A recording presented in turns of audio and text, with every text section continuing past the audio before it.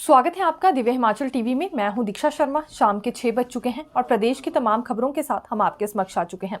कई latest updates आज इस बुलेटिन में हम आपके साथ साझा करने वाले हैं। देखिए, विशेष तौर से बड़ी बात हम करेंगे कैबिनेट सब कमेटी को लेकर, क्योंकि पेपर लीक मामले के बाद कैबिनेट सब कमेटी का गठन किया गया था डेप्यूटी सीएम की अध्यक्षता में, और अभी तक 3 पोस्ट कोड्स को क्लियर करने का फैसला इस कमेटी की ओर से सामने आ चुका है।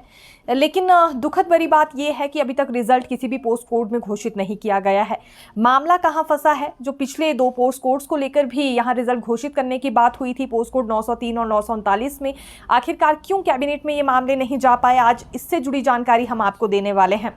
और दूसरी बड़ी बात ये करेंगे कि अगली मीटिंग इस कैबिनेट सब कमेटी की कब तक होगी, क्योंकि बहुत सारे बेरोजगार युवा हैं जो इंतजार में हैं कि आखिरकार कब तक इनके पोस्ट कोड्स को क्लियरेंस मिल पाएगी कमेटी की ओर से। तो इसी बारे में बारीकी से आपके साथ चर्चा करेंगे। दूसरी बात करेंगे 2 आईएएस अधिकारियों को लेकर जो कि डेप्यूटेशन पर भारत सरकार में जा रहे हैं। आखिरकार कौन से अधिकारी हैं, और मौसम को लेकर हालात बताएंगे, कहां कहां नुकसान हुआ है, कहां बादल फटा है, कौन से सड़क मार्ग अवरुद्ध हो गए हैं, ये भी बड़ी जानकारी हम आपके साथ साझा करने वाले हैं। हालांकि बड़ी अपडेट्स आज के इस बुलेटिन में हम आपको देने वाले हैं, क्योंकि अब फिर से विवाद भरे मामले यहाँ देखने में आ रहे हैं। हिमाचल और पंजाब में जो तनावपूर्ण माहौल चल रहा है, ये थमने के बजाय बढ़ता जा रहा है। एक और मारपीट का मामला सामने आया है टैक्सी चालकों के बीच। ये पंजाब के टैक्सी चालक थे और हिमाचल के टैक्सी चालक भी थे, और एक दूसरे के साथ इन्होंने मारपीट की है। आखिरकार इस तरह की घटनाएं बढ़ क्यों रही हैं, इन पर अंकुश लगाना मुश्किल क्यों हो रहा है? होटलियर एसोसिएशन अपने लिए यहाँ क्यों डरी हुई है, और इसमें पर्यटकों की ओर से क्या कुछ दलीलें दी जा रही हैं, ये जानकारी भी हम आपके साथ साझा करने वाले हैं। लेकिन शुरुआत मौसम से करना चाहेंगे। हालांकि आज और पिछले कल मानसून थोड़ा कमज़ोर पड़ गया है, क्योंकि लगातार ऑरेंज अलर्ट यहाँ जारी किया जा रहा है। मौसम विज्ञान केंद्र की ओर से इस तरह के आसार जताए गए हैं कि ऑरेंज अलर्ट की संभावना है, या येलो अलर्ट भी यहाँ जारी किया गया है कुछ जिलों में। लेकिन पिछले 2 दिन से एक तरह से सूखा ही मौसम देखने के लिए मिल रहा है। बहुत कम बूंदाबांदी हुई है, वो भी एक आध क्षेत्र में ही। इसके अलावा फसलों को लेकर भी अभी क्योंकि बारिश का इंतजार हो रहा है, और 3 रोज पहले जो बारिश हुई भी थी वो आधी रात तक होती रही, जिसके बाद तबाही भी सुबह के लिए देखने के लिए मिली थी। हल्की बूंदाबांदी हो तो वो एक तरह से फायदेमंद रहती है, लेकिन जब जोरदार बारिश हो और काफी घंटों तक बारिश का सिलसिला लगातार जारी रहे, तो फिर ये कहीं ना कहीं तबाही भरी एक तरह से साबित होती है। देखिए, हिमाचल प्रदेश विश्वविद्यालय की ओर से BLLB कोर्स के लिए रिजल्ट घोषित कर दिया गया है। ये प्रवेश परीक्षा ली गई थी। 5 सालों के लिए BLLB का कोर्स होता है, और इसमें मेरिट लिस्ट जारी कर दी गई है। सब्सिडाइज्ड और नॉन सब्सिडाइज्ड सीट्स के लिए यहाँ फीस कितनी रखी गई है आपको बता देते हैं। और 5 जुलाई तक ये फीस जमा करवानी होगी। अगर ऐसा नहीं होता है तो वेटिंग लिस्ट में जो अगला छात्र होगा उसे सीट अलॉट कर दी जाएगी। ये भी एक ज़रूरी जानकारी कहना चाहेंगे उन छात्रों के लिए जिनका नाम मेरिट लिस्ट में आ चुका है। सब्सिडाइज सीटों के लिए 36,790 रुपये फीस रखी गई है, जबकि नॉन सब्सिडाइज सीटों के लिए 54,140 रुपये ही फीस रखी गई है। तो जल्द से जल्द ये फीस डिपॉजिट करनी होगी, और 5 जुलाई जैसा कि हमने कहा इसके लिए तारीख निर्धारित की गई है। अदरवाइज यहाँ मौका अगले छात्र को भी दिया जा सकता है जो कि वेटिंग लिस्ट में हो। ऐसे छात्र जो कि आर्थिक तौर पर काफ़ी ज़्यादा कमज़ोर हैं, लेकिन कुछ करना चाह रहे हैं और बड़ी प्रतियोगी परीक्षाओं के लिए भी कोचिंग लेना चाह रहे थे, उनके लिए मेधावी प्रोत्साहन योजना सरकार की ओर से शुरू की गई थी। इस योजना के तहत निःशुल्क कोचिंग इन छात्रों को दी जाएगी। फिलहाल तैयारियां इसकी पूरी हो गई हैं, और इन छात्रों के लिए लिस्ट भी जारी हो चुकी है जो कि पात्र हैं निःशुल्क कोचिंग के। इसमें साइंस संकाय में 120 छात्रों का चयन किया गया है, कॉमर्स संकाय में 45 का, आर्ट्स संकाय में 22 छात्रों का चयन कर लिया गया है। लेकिन इसमें कुछ ऐसे भी छात्र सामने आए हैं जिन्होंने अपना इनकम सर्टिफिकेट अभी तक नहीं दर्शाया है शिक्षा विभाग में, और इनकी संख्या 34 के करीब है। अगर जल्दी ही ये सर्टिफिकेट नहीं सबमिट करते हैं शिक्षा विभाग में, और नहीं ये दर्शाते हैं कि आखिरकार इनकी सालाना आय कितनी है परिवार की, तो फिर ये छात्रवृत्ति इन्हें नहीं दी जाएगी, यानी कि निःशुल्क कोचिंग इन्हें नहीं मिलने वाली है। तो ये इन्फॉर्मेशन या मेल के माध्यम से अभी तक छात्रों के पास पहुंच गई होगी। ज़रूरी है कि जल्द से जल्द इन सर्टिफिकेट्स को विभाग में डिपॉजिट किया जाए।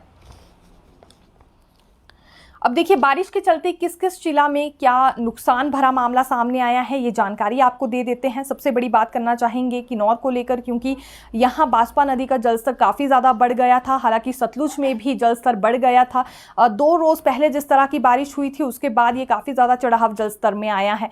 और फिर प्रशासन की ओर से यहाँ लोगों को जागरूक भी किया जा रहा है कि जो भी तटवर्ती क्षेत्र हैं वहाँ पर ना जाया जाए, क्योंकि खतरे से खाली अभी वहाँ जाना नहीं होगा, किसी की जान को भी खतरा पहुंच सकता है। ये दरअसल सबसे पहले किन्नौर प्रशासन को आईटीबीपी की ओर से जानकारी दी गई कि बांसपा का जलस्तर एकदम से बढ़ गया है और आसपास अगर कोई लोग रह रहे हैं या जा भी रहे हैं तो उन्हें जाने से वहां पर रोका जाए। फिर लाउड स्पीकर के माध्यम से लोगों को अवगत करवाया गया किन्नौर प्रशासन की ओर से।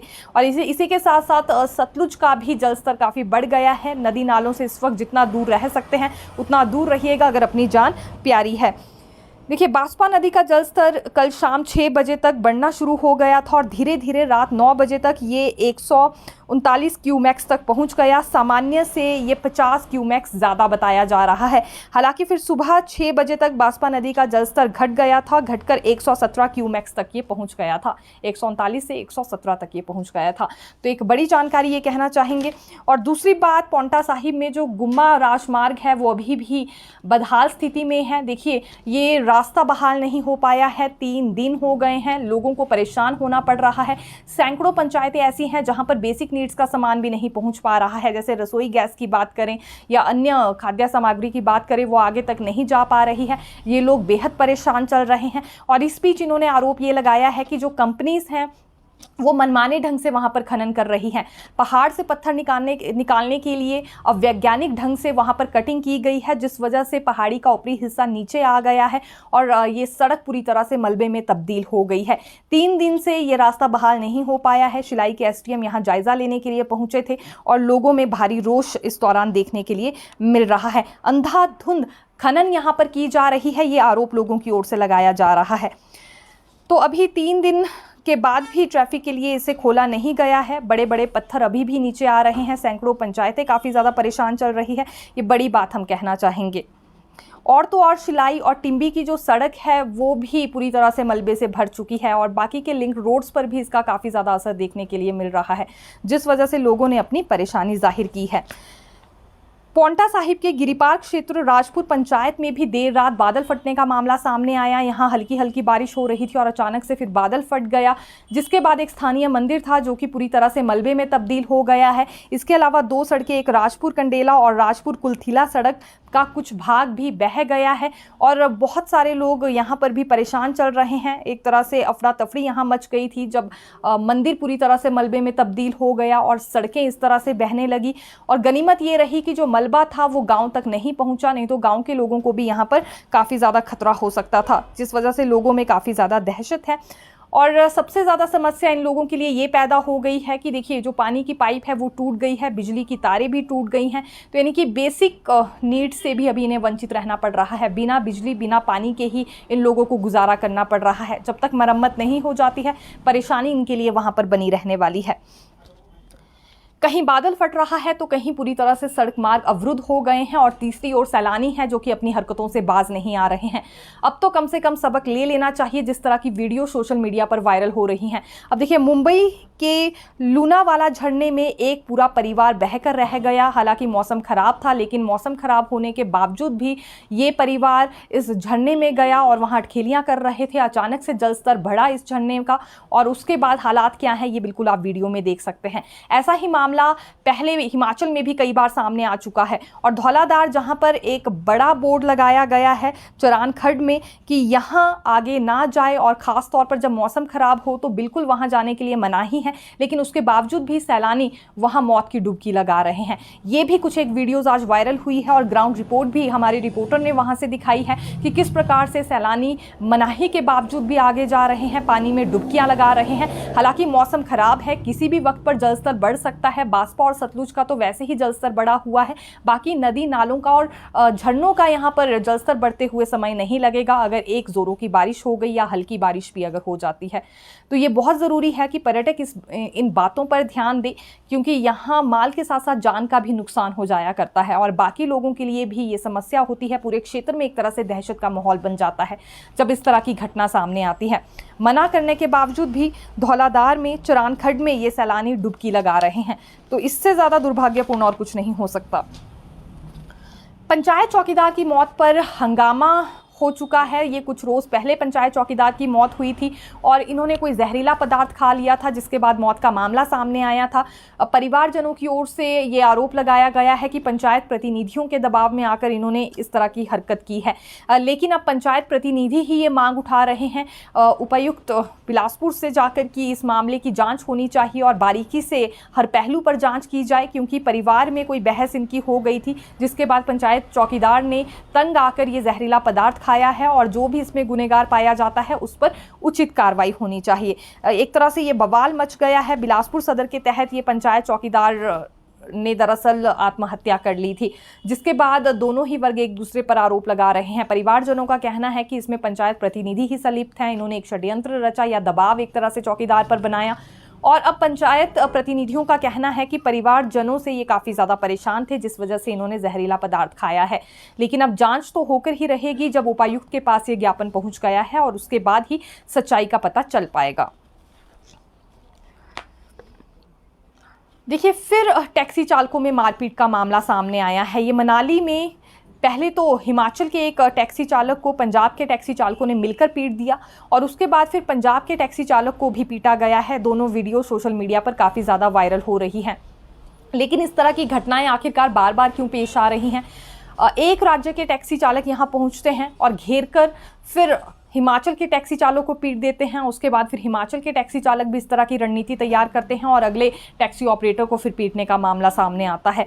हालांकि पुलिस का ये कहना है कि दोनों में अब समझौता हो गया है, लेकिन माहौल इससे काफ़ी ज़्यादा ख़राब हो रहा है, क्योंकि ये पहला मामला नहीं है। अभी हाल ही में जो मामला सामने आया है वो अभी तक थमा नहीं है। मौत हो गई है उस टैक्सी चालक की और ये लुधियाना के 2 पर्यटक थे जिन्होंने 15,000 रुपये के लिए उसे मार डाला। खुद ये बात उन लुधियाना के पर्यटकों ने कबूली है कि पहले उसका गला खोंटा गया, उसके बाद शक्ल का नक्शा पूरी तरह से बिगाड़ दिया गया, यानी कि शक्ल को एक तरह से बिगाड़ दिया गया ताकि शिनाख्त उसकी ना हो पाए और नहर में फिर उसके शव को फेंक दिया गया है। हालांकि शव अभी तक पुलिस को मिला नहीं है। ये बार बार पुलिस की ओर से जानकारी दी जा रही है। बरमाना पुलिस का बार बार ये कहना है कि शव अभी तक उनके हाथ नहीं लग पाया है, लेकिन आरोपियों ने ये बात कबूल ली है कि उसकी हत्या कर दी गई है। ये मामला अभी तक थमा नहीं था कि फिर से टैक्सी चालकों में मारपीट होने का मामला सामने आया है, जिस वजह से हिमाचल और पंजाब में तनावपूर्ण माहौल बन रहा है। और अब यहाँ होटलियर्स का ये कहना है कि इससे पर्यटकों को घबराने की आवश्यकता नहीं है। अभी भी दोनों राज्यों में बिल्कुल भाईचारा बना हुआ है। ये कुछ शरारती तत्व हैं जो कि माहौल को बिगाड़ने में लगे हुए हैं। यहाँ पर्यटकों को कोई खतरा नहीं है। खैर, होटलियर्स वो बात कह रहे हैं जो कि उनके फ़ायदे से जुड़ी है, क्योंकि पर्यटक नहीं आएंगे तो सबसे ज़्यादा नुकसान होटल इंडस्ट्री को ही पहुँचेगा। लेकिन इस बात पर गौर करना बहुत ज़रूरी है कि कैसे पर्यटकों पर भी विश्वास किया जाए, ऐसे पर्यटक जो कि 15,000 के लिए किसी की जान ले रहे हों। और दूसरी बात, टैक्सी चालकों पर भी कैसे भरोसा किया जाए, फिर वो टैक्सी चालक हिमाचल के हो या पंजाब के हो, क्योंकि दोनों ही एक दूसरे के साथ मारपीट करते हुए नज़र आ रहे हैं। इस बीच सवारियाँ तो परेशान होगी ही होगी, लेकिन आसपास का माहौल भी काफ़ी ज़्यादा ख़राब हो रहा है और अंकुश लगाने की इस पर ज़रूरत है। और हिमाचल प्रदेश की कानून व्यवस्था को आखिरकार हो क्या गया है, सख्ती से क्यों नहीं पेश आया जा रहा है ऐसे आरोपियों के साथ? ऐसा गुनाह करने वाले आरोपियों को अगर सख्ती से सज़ा दी जाती है तो आने वाले समय में ये घटनाएं भी घट सकेंगी। अब ये भी यहाँ राय और मशवरा स्थानीय लोगों की ओर से दिया जा रहा है जो इस तरह की घटनाओं से परेशान हो गए हैं। अब देखिए, पंजाब के लोग कल तक हिमाचल आना चाहेंगे तो बिल्कुल कतराएंगे। उन्हें लगेगा कि यहाँ के टैक्सी चालक या अन्य लोग उनके साथ अच्छे से पेश नहीं आएंगे, और ऐसा ही हिमाचल के लोगों को भी लगेगा कि पंजाब जाकर फ़ायदा नहीं है, कहीं ऐसा ना हो उनके साथ कोई घटना पेश आ जाए, उन्हें जान से मार दिया जाए। और जब से ये 2 पर्यटकों का मामला सामने आया है जिन्होंने महज 15,000 के लिए टैक्सी चालक की जान ले ली, उसके बाद अब कई तरह के सवाल उठ रहे हैं मानसिकता पर भी। चाहे किसी भी राज्य के लोग हों, अगर इस तरह की घटना को अंजाम देते हैं तो बिल्कुल तनावपूर्ण माहौल बनेगा ही। देखिए, आज से नए आपराधिक कानून लागू हो गए हैं और नए कानूनों के तहत पहली एफआईआर भी दर्ज हो गई है। ये जिला मंडी के धनाटू में सबसे पहले एफआईआर दर्ज हुई, मारपीट के मामले को लेकर हुई है।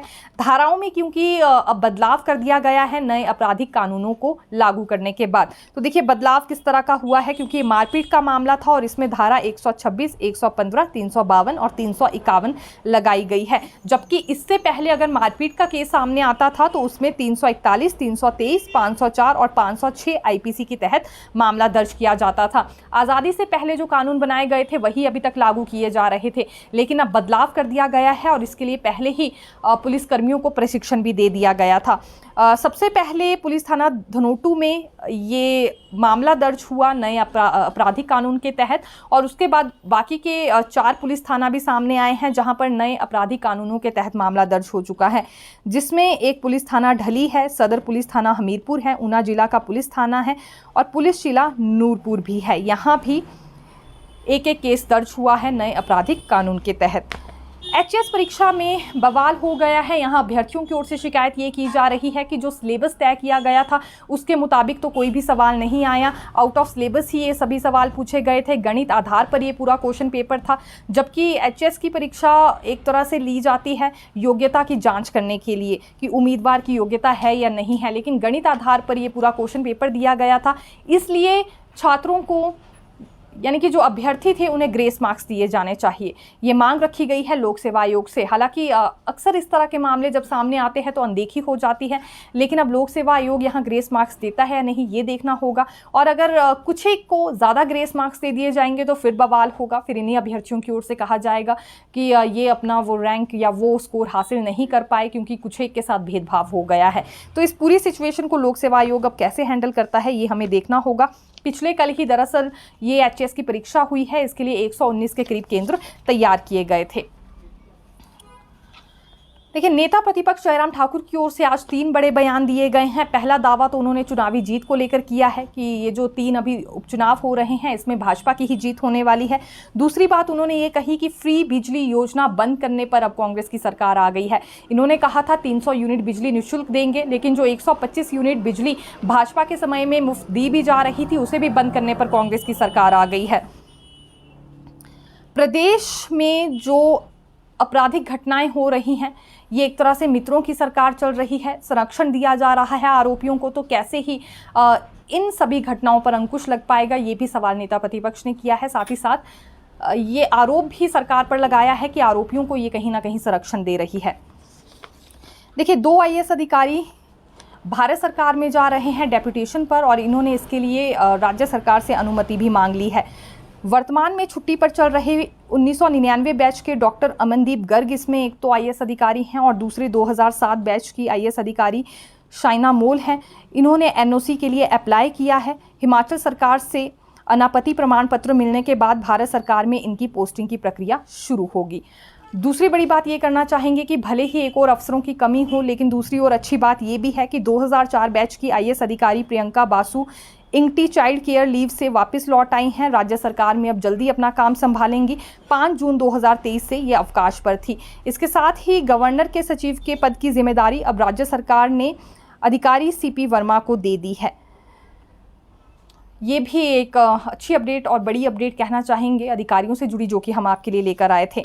अब कैबिनेट सब कमेटी पर आना चाहेंगे। पेपर लीक मामले पर कैबिनेट सब कमेटी का गठन किया गया था, लेकिन अभी तक इसकी तीसरी मीटिंग नहीं हो पा रही थी। 2 बैठकें ही पहले हुई थी और अब तीसरी बैठक को लेकर इंतजार हो रहा था। ये 14 या 15 जुलाई के बीच बिल्कुल यहाँ बुला ली जाएगी।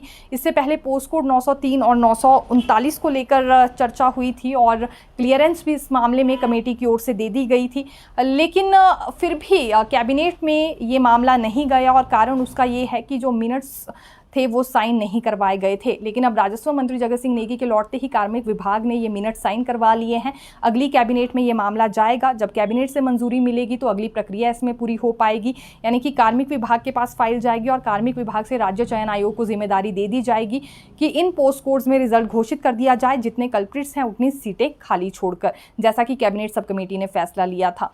अभी क्योंकि देखिए मिनट साइन नहीं करवाए गए थे, यही एक बड़ा रीज़न सामने आया है जिस वजह से कैबिनेट में मामला नहीं गया है। अब जगत सिंह नेगी ने जब मिनट साइन कर लिए हैं तो फिर इसके बाद हम समझकर चल सकते हैं कि इन दोनों पोस्ट कोड्स में भी प्रक्रिया आगे बढ़ पाएगी। लेकिन अब बात अगली मीटिंग की करना चाहेंगे 14 या 15 जुलाई को, जो कि कैबिनेट सब कमेटी की मीटिंग हो सकती है डेप्यूटी सीएम मुकेश अग्निहोत्री की अध्यक्षता में। देखिए इसमें एक अहम बात तो ये है कि पेपर लीक होने पर जो कानून सख्त किया गया है भारत सरकार की ओर से, उसे हिमाचल प्रदेश में लागू करना है या नहीं करना है, या नए सिरे से यहाँ पर कोई कानून बनाया जाएगा, इस पर भी चर्चा होने वाली है। और इसके लिए भारत सरकार का बनाया गया कानून भी पूरी तरह से स्टडी अभी सरकार की ओर से यानी कि इस कमेटी की ओर से किया जाएगा। इसके लिए भारत सरकार से नोट मांग लिया गया है। और दूसरी ओर जो कार्मिक विभाग है वो public exams prevention of unfair miss act 2024 पर नोट तैयार कर रहा है। अब ये फैसला कैबिनेट सब कमेटी को लेना है कि आखिरकार भारत सरकार वाला कानून ही यहाँ पर लागू करना है या फिर नया कानून नए सिरे से ये हिमाचल प्रदेश के लिए तैयार करेंगे। आने वाले समय में ऐसी संभावनाओं पर रोक लगाई जा सके जिसमें पेपर लीक हो रहे हैं, ये तैयारी अब यहाँ कैबिनेट सब कमेटी की ओर से हो रही है। और उससे पहले इन्हें साथ ही साथ सभी पोस्ट कोड्स को क्लियरेंस भी देनी होंगी जिसमें पेपर लीक हो गया था। FIR दर्ज है कि आखिरकार कैसे और कितनी जल्दी उसमें रिजल्ट घोषित हो सकता है। तो 903 और 939 को लेकर हमने जानकारी दे दी है। 11 जून को पहले बैठक हुई थी जिसमें इन दोनों पोस्ट कोड्स पर फैसला हुआ था, लेकिन अभ्यर्थियों में नाराजगी ये थी कि कैबिनेट में मामला क्यों नहीं गया। तो अब यहाँ मिनट साइन करवा दिए गए हैं। खैर हैरानी भरी बात भी है, इतने दिन हो गए हैं और अभी तक मीटिंग के मिनट्स ही साइन नहीं हो पाए थे। तो काफ़ी ज़्यादा लेट लतीफ़ी है और धीमी गति से सरकार चल रही है, ये कहना इस वक्त गलत नहीं होगा।